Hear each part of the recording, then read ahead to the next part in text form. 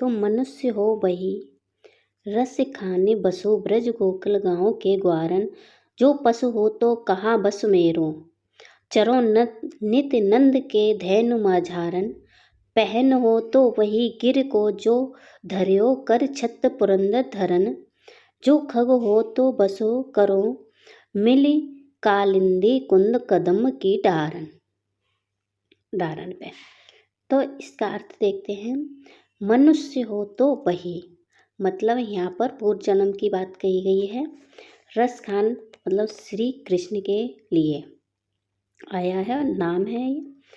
तो आगे क्या है, अब इसका अर्थ देखते हैं कि मनुष्य हो तो वही ब्रज गोकुल गांव के ग्वारन के संग। मतलब अगर मनुष्य रूपी में मैं जन्म लूँ तो मेरी इच्छा है कि मैं गोकुल के ग्वालों के मध्य निवास करूं। बसों मतलब निवास करूं। आगे दूसरी लाइन का अर्थ, पहली लाइन का अर्थ क्या हो गया, अगर मैं मनुष्य रूप में जन्म लूं तो मैं गोकुल के गांव में जो ग्वाल हैं उनके मध्य निवास करूं। जो मैं पशु हूँ, और अगर मैं पशु योनि में जन्म लूँ तो मेरी इच्छा है कि मैं नंद की गायों के बीच, नंद की धैनु माने गायों के बीच में बसूं।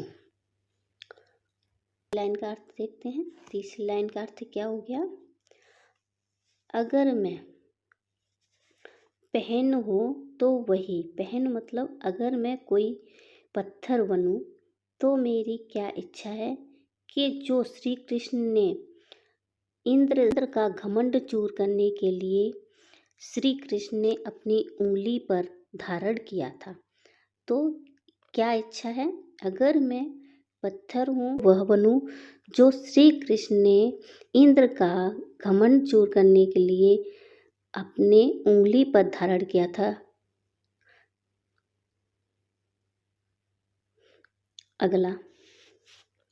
अगली लाइन का अर्थ क्या है, जो मैं खग हूँ। और लास्ट में क्या कहते, एक मेरी इच्छा ये है, जब मैं पक्षी रूप में जन्म लूँ, पक्षी रूप में जन्म लूँ तो मेरी इच्छा है कि यमुना के किनारे कदम वृक्ष की शाखाओं पर मैं निवास करूं। तो पूरे का अर्थ एक बार देख लेते हैं। मनुष्य हो, मनुष्य रूप में मैं जन्म लूँ तो मैं गोकुल के ग्वारन के बीच में बसूं।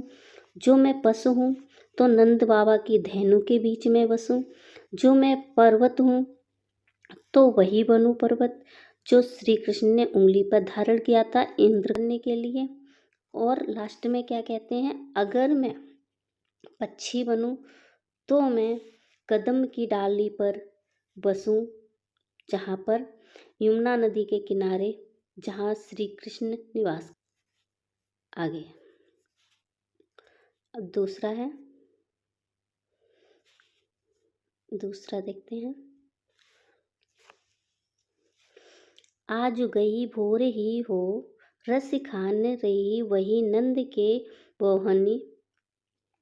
बाको जियो जुग सुख जात कहत नहीं, और तेल लगाए लगाए के अंजन भोहे बनाई बनाई डिठोनिया।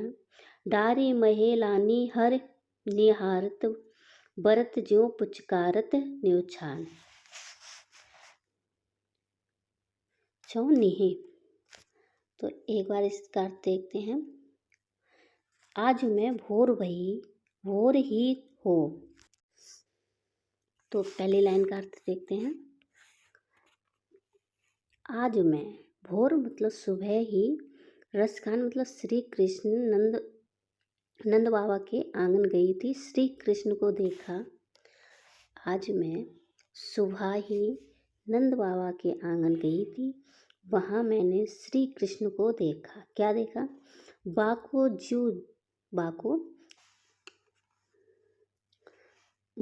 जो जुग मतलब लाल जो था, लाखों करोड़ों में एक था। और जसुमात माता का सुख, जो सुख है कहत ना कहा नहीं जाता। मतलब वो इतनी खुश थी श्री कृष्ण को देखकर। श्री कृष्ण की माता तेल लगाए लगाए के और अंजन अंजन मतलब आँखों में काजल लगाए के भौएं बना के डिठौना बना रही थी। बनाए बनाए मतलब डिठौना नज़र बट्टा, डिठौना कहते हैं नज़र बट्टा बना रही थी और उसको निहार रही थी। श्री कृष्ण को निहारती निहारती पुचकार रही थी, जैसे कि कोई एक बछड़े को पुचकारता हो, वैसे ही पुचकार रही थी, निहार रही थी अपने लाल श्री कृष्ण को।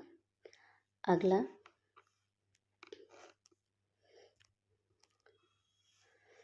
धूर भरे अति शोभत श्यामजू, तैसी बनी सिर सुंदर चोटी, खेलत खात फिरे आंगन, खेलत खात फिरे आंगन, पग पैजनी बाजत पी कछोटी। आगे, बा छवि को रसिखान बिलोकत काल निज कोटि, काग के भाग्य बड़े सजनी, हरी हाथ से ले गयो माखन रोटी। तो यहाँ पर धूल भरे मतलब धूल से लथपथ जो श्री कृष्ण हैं बड़े शोभायमान हो रहे हैं। जो श्री कृष्ण हैं बड़े शोभायमान हो रहे हैं और तैसी पर चोटी, और उनकी सिर पर बनी चोटी बड़ी सुशोभित हो रही है। और आगे, खेलत फिरत मतलब खेलते खाते फिरते हैं आंगन में,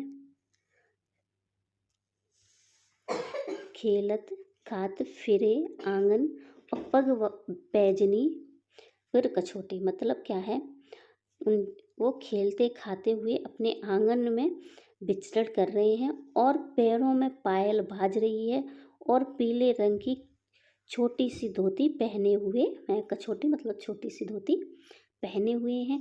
बात छवि को मतलब उस समय उनको बिलोकत माने देखते हुए उन पर कामदेव जो हैं उन पर कोटि कोटि कलाओं को न्यौछावर करते हैं। कोटि कोटि कला मतलब अनेक कलाओं को न्यौछावर कर रहे हैं। और लास्ट में क्या कहते हैं कि काग के भाग्य मतलब जो कौवा है उसके भाग्य बड़े हैं जो श्री कृष्ण के हाथ से माखन रोटी ले गया। आगे देखते हैं। अगला है हमारा, जा दिन से वह नंद को छोरा, ये वन धेनु चराहे गयो। मतलब श्री कृष्ण जा दिन से नंद का छोरा मतलब श्री कृष्ण नंद बाबा का जो छोरा इस वन में गाय चरा के गए है। मोहिनी तानी गोदन गावत, और बैन बजाई रिझाई गयो है। मतलब गोधन मतलब गायों को चराते हुए एक गाना जो गाते हैं, गाना गा के, और बैन मतलब बांसुरी बजाकर, और रिझा गयो है सबको। श्री कृष्ण की बात कर रही हैं गोपियाँ। आगे क्या कह रही हैं, बा दिन से कुछ टोना सो गए। उस दिन से श्री कृष्ण जो है कुछ टोना सा कर गए हैं और रसखान हियो में समाये गयो। हियो माने सबके हृदय में श्री कृष्ण, रसखान श्री कृष्ण के लिए आया तो सबके हृदय में समा गए हैं। और कोई न कुछ कानी, कोई न कुछ कानी करे, ब्रज वीर बिकाए गयो है। मतलब ऐसा लग रहा है कि ये सारा जो ब्रज है बिका के गया हो, जिस दिन से वह नंद बाबा का जो छोरा है गाय चरा के गया है। तो पहली लाइन का अर्थ क्या हो गया, जिस दिन से नंद का छोरा इस वन में गाय चरा के गया है उस दिन से ऐसा लग रहा है कोई जादू टोना सा कर गया हो और बैंड बजा के, अपनी गाना गा के, बांसुरी बजा के सबका मन रिझा गया है।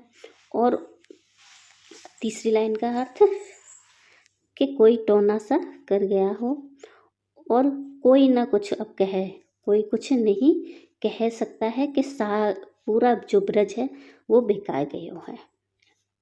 अगला पांचवा है, कान भये सब बांसुरी के, अब कौन सकी हमको चाहिए। यहाँ पर जो यहाँ पर सखियाँ जो बात कर रही हैं कि जो काहन मतलब श्री जो कृष्ण है वो बांसुरी के हो गए हैं, अब कौन हमको चाहिए। पहली लाइन का अर्थ क्या हो गया, कान भये बांसुरी के अब कौन हमको चाहिए, और निस्दय रहे साथ संग लगी, निस्दिन रहे साथ संग लगी, और यह सौतन तापन कौन से है। जो बांसुरी है श्री कृष्ण के साथ लगी रहती है, ये सौतन है, इसका ताप कौन सही है। और जिन मोही लियो मोहन को, और रसिखान सदा हमको दई है, मतलब जो जिसने मोह लिया हो श्री कृष्ण को, अब सदा हमको दया मतलब जलाएगी। और मिल आवे सखी, मिल आओ सबे सखी, भाग चलें अब तो ब्रज में बांसुरी रहे हैं। हे सखी अब चलें, भाग चलें, अब तो ब्रज में क्या है, सिर्फ बांसुरी ही रहेगी। अगला देखते हैं।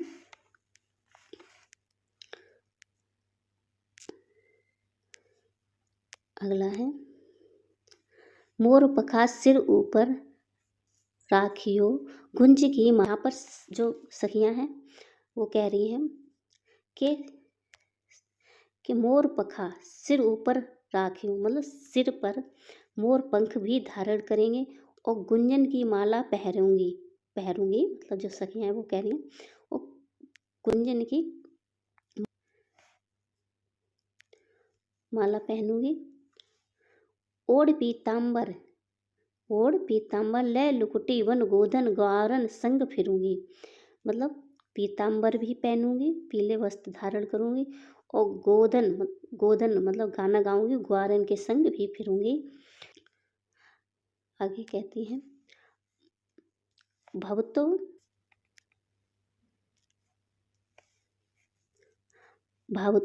वो ही मेरो रसखान, सो तेरे कहे सब स्वांग करूंगी, मतलब वही तेरे संग कहे हम सारे स्वांग करूंगी, मतलब वही के सिर पर मोर पंख धारण करूँगा, गुंजन की माला भी पहनूंगी, पीताम्बर भी धारण करूंगी, ग्वालन के संग गोधन भी गाऊंगी, संग संग फिरूंगी, तेरे कहे रसिखान हम सारे स्वांग करूंगी, और लास्ट में क्या कहती हैं यहाँ गोपियाँ क्या कहती हैं लास्ट में, या मुरली धर की, ये मुरली जो है, मुरली